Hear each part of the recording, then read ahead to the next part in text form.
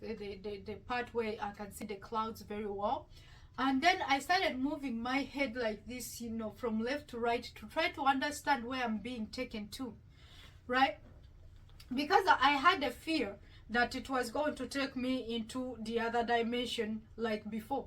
But this time around, no, it was during the day, in a place that is during the day. Now remember, from in my house, it was nighttime. It was around 2 or 3 a.m. in the morning. But where we ended up, it's during the day, completely during the day. So the sun is out. I can see the clouds, beautiful clouds, and I started looking down to see how it looks like. It was a very tall man. He looked like a man, very tall like this. I don't know how to measure them, but very tall. And the hand, now I'm starting to, the more it walked, the more it started to become real.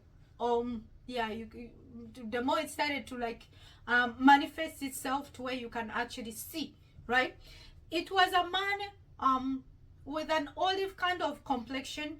He's not white, he's not black, he's like the kind of Middle Eastern kind of a complexion, but very tall.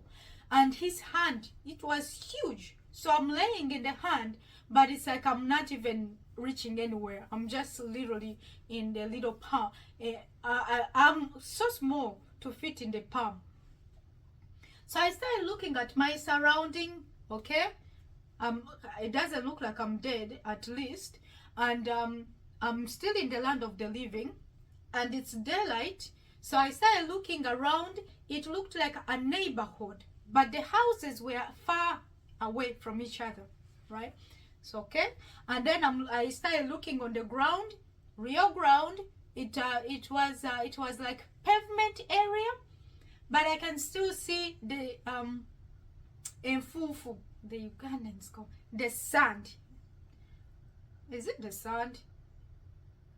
I don't know how to say these things in English most times. So forgive me for that. So it kept walking, and I'm just trying to figure out, like, where is it taking me to? Because I am not dead. In my room, I was not dead. No, I was completely awake when it took me out of my body. And now I am not in some kind of a dark, creepy place like the spirit of death had taken me to. But I'm in a place that looked like a neighborhood, and it looked like it's daytime. So I'm trying to, observe my surrounding to try at least to connect, like, where am I? We walked, I don't know for how long we walked. It wasn't that long though. I started seeing a very long, tall gate. I couldn't see the end of it. I couldn't see the beginning of it either.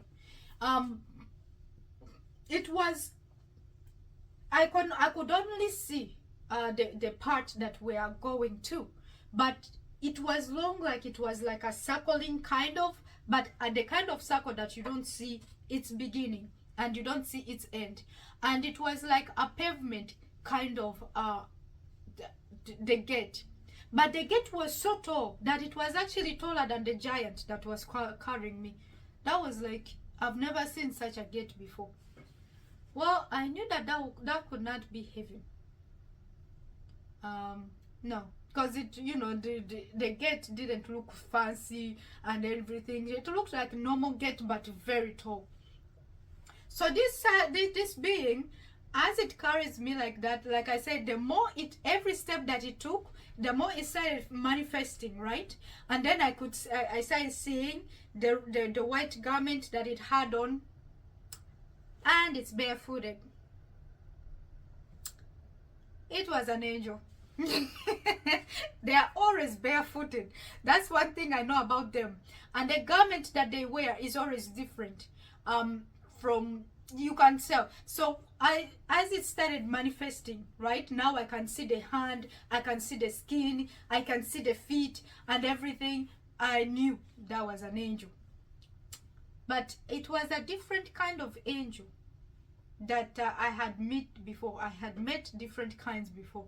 Again, this was another level, a very high rank kind of angel. And then it's like, oh, okay. So at least I knew that I was not gonna be. At least if I'm going to be dead, at least I'll make it to heaven because it's an angel that is carrying me. But the guy was not. He was not really friendly. He was not even saying anything. I wanted to ask him some few questions like, why are you taking me? And must you have been that dramatic? Like the way he actually took me out of the room. Now that he was manifesting to look more like a human, but it wasn't a human, right? They can look like human, but they are not humans. They are celestial beings. They are, you know, spiritual beings. But now he's manifesting in a way that I can at least see him. I wanted to ask him like, must you have been like that